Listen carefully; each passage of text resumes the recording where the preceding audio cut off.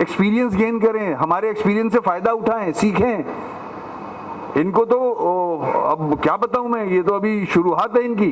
देखिए, मुझे नहीं पता कि मेयर कराची पाकिस्तान तहरीक इंसाफ को कौन सी सियासत सिखाना चाह रहे हैं। इनको तो लाइन खींचना सीखना चाहिए। अभी वो जो कॉपी में पहले लाइन खींचते हैं ना, उसके बाद फिर शुरू करते हैं, तो लाइन खींचना तो सीख लें। आपकी जो लकीर है ना, वो ये लकीर है, हम सीधी लकीर खींचते हैं। हमारे जो चेयरमैन ने, जो हमारे लीडर ने हमें सिखाया है, वो सीधा चलना सिखाया है। ये लकीर हम नहीं खींचना चाहते हैं जिन लकीरों से कराची शहर बंद हो जाता था और शहर कराची के अंदर वो हालात जो आए थे, मैं वो सब बातें नहीं करना चाहता हूँ। खुदा करें ये सब, तो ये समझ में आता नहीं। एक अच्छा काम हो रहा है, कराची बेहतर हो रहा है, तो ये किस बात का शोर मचा रहे हैं। तो अब बेहतरी में कम से कम साथ दे दें। ये कराची शहर का मेयर भी पाकिस्तान तहरीक इंसाफ का होगा। हम आपको बताएंगे कि शहर कराची को किस तरह खूबसूरत किया जाता है। आने वाले बल्दियाती इलेक्शंस पाकिस्तान तहरीक इंसाफ पूरे कराची में जीतेगी, हर डिस्ट्रिक्ट जीतेगी, हर यूसी जीतेगी। तो ये जो लोग इस किस्म के पीटीआई के बयानात दे रहे हैं, इनको सोच समझ के बात करनी चाहिए। इनके बड़ों को चाहिए कि इनको कंट्रोल करें, वरना ये पीटीआई को कोई और नहीं, ये खुद खत्म करवा देंगे। ये जिस किस्म के स्टेटमेंट दे रहे हैं नाबालिग सियासतदान, वो उन्होंने फरमाया कि नाबालिग हैं हम, तो नाबालिग ही अच्छे हैं। जो सियासत आप हमें सिखाना चाह रहे हैं, जिस सियासत से आप होकर आए हैं, उस तरफ हम नहीं जाना चाहते। इंशाअल्लाह ताला ये नाबालिग सियासतदान आपको बताएंगे कि मुल्क किस तरीके से चलता है। शहर कराची भी हम आपको बताएंगे। इन चीज़ों से निकलें। 100 दिन के जो काम है ना, वो नज़र आ रहे हैं कि क्या किया गया है। 100 दिन में क्या हुआ है इस मुल्क में, क्या कारकर्दगी है। अपनी कारकर्दगी बेहतर बनाएं, दूसरे को क्रिटिसाइज ना करें। पाकिस्तान तहरीक इंसाफ कराची में या पूरे पाकिस्तान में जब आई है तो गरीबी को मिटाने के लिए आई है, गरीब को मिटाने के लिए नहीं आई है। मेन मसला ये गरीबों को ख़त्म करने का इसका इरादा है, और बोरा गुर्बत ख़त्म करो। गुर्बत बिल्कुल ख़त्म नहीं कर रहा है, ये सिर्फ गरीबों को ख़त्म कर रहा है। मैं फिर कहूँगा कि गरीबी को मिटाने आई है, गरीब को मिटाने नहीं आई है। पीटीआई का नाम एमक्यूएम है, एमक्यूएम का नाम पीटीआई है। पीपल्स पार्टी, पीटीआई और एमक्यूएम मिलकर ये सारा काम कर रहे हैं। कोई रहम किया जाए यहाँ पे लोगों पे। मुंह के बल कौन गिरेगा या कौन नहीं गिरेगा, इसके बारे में मैं जवाब नहीं दूंगा। बस मैं इतना कहूँगा, इज्जत और जिल्लत जो है वो अल्लाह ताला के हाथ में है। कराची की जो रोशनियां और खुशियां बहाल हुई हैं, शहर में मेयर की तरफ से तोड़फोड़ करके साबिका बदहाली और खौफ व हिरास का माहौल वापस लाने की कोशिश की जा रही है। जहां कत्ल गारत, लूट मार, भत्ताखोरी चलती थी। एक तोड़ फाड़ का सिलसिला चल रहा है। कराची को वापस उजाड़ने की कोशिश की जा रही है।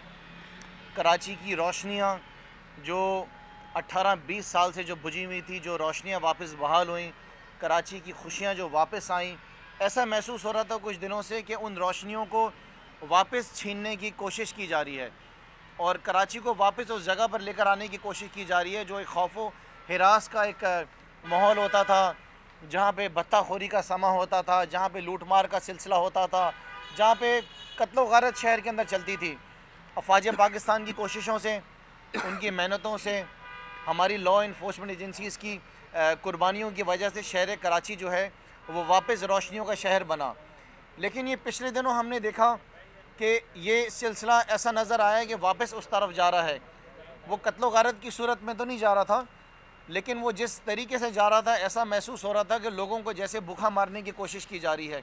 वो लोग जिनकी लीगल मार्केट्स हैं, वो लोग जिनकी लीज जगहें हैं, उनको सड़कों पर लाने की कोशिश की जा रही थी। चीफ जस्टिस के अहकामात की आड़ के अंदर यहाँ पे कराची वालों से बदला लिया जा रहा है। कराची के जो रिहायशी हैं, जो कराची की कारोबारी तबका है, उनको नुकसान पहुँचाया जा रहा है।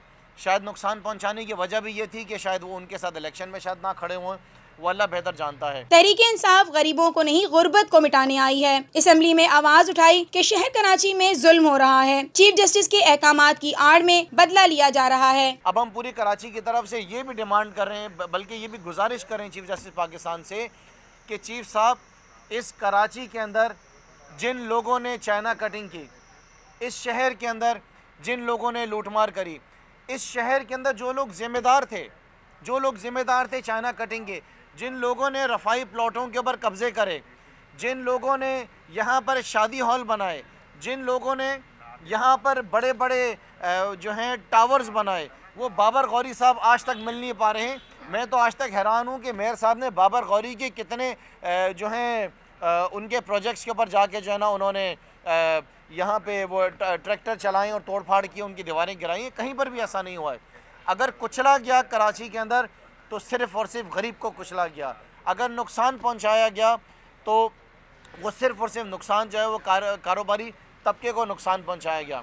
हम चाहते हैं कि ये सिलसिला जो गरीब को मिटाने का सिलसिला शुरू हुआ था, हमारी गुजारिश है चीफ़ जस्टिस साहब से कि इस पे एक नज़रसानी ज़रूर कर ली जाए, ये देख लिया जाए कि जो आपका हुक्म था उस हुक्म के मुताबिक काम नहीं हो रहा है। हमने गवर्नर सिंध के जरिए वजीर आजम को कराची शहरियों और ताजिरों के खिलाफ जुल्म से रोकने के लिए कहा और कहा कि रहम किया जाए। वजीर आजम को गवर्नर सिंध ने मुलाकात करके शहर के हालात से आगाह किया। सिंध हुकूमत का दावा है कि 18वीं तरमीम के बाद सारी अराजी और कंट्रोल हमारा है। KMC ने जो नुकसान पहुँचाया, हुकूमत सिंध उन मुतासरीन की मदद करे और चूल्हे ना बुझाए। कराची शहर को हम ठीक करना चाहते हैं। पाकिस्तान तहरीक इंसाफ से ज़्यादा ख्वाहिशमंद इस बात का कोई नहीं होगा। हम चाहते हैं कि कराची शहर की जो ट्रांसपोर्ट का जो एक तबाह हाल है उसको ठीक किया जाए, जिसके ऊपर आज तक मेयर साहब ने आवाज़ नहीं उठाई। हम चाहते हैं कि शहर कराची के अंदर जो शहर कराची बूंद बूंद के पानी के लिए तरसा हुआ है, उसके लिए मेयर साहब कोशिशें करें जो कि नहीं हो पाई आज तक। हम चाहते हैं शहर कराची के अंदर ट्रीटमेंट प्लांट्स के जो इशू हैं उनको रिजॉल्व किया जाए। हम ये भी चाहते हैं कि पूरे शहर की जो गलियाँ सड़कें टूटी फूटी हैं उनको ठीक किया जाए। इधर बेशुमार काम है कराची के अंदर। कराची के अंदर लॉ एंड ऑर्डर के बहुत सारे इश्यूज़ हैं। यहाँ पे जो कैमरेज का जो कैमरेज लगे हुए हैं वो काम नहीं करें, उसके निज़ाम को ठीक करना है। मेयर साहब कदम बढ़ाएं, हम उनकी मदद करेंगे अच्छे कामों में, लेकिन अगर कराची के शहरियों का नुकसान होगा तो पाकिस्तान तहरीक इंसाफ खामोश नहीं रह सकती। आप हमारे इत्तेहादी हैं, हम उसकी इज़्ज़त करते हैं उस बात की, लेकिन हम ये नहीं करने दे सकते हैं कि यहाँ पे शहरियों का नुकसान हो।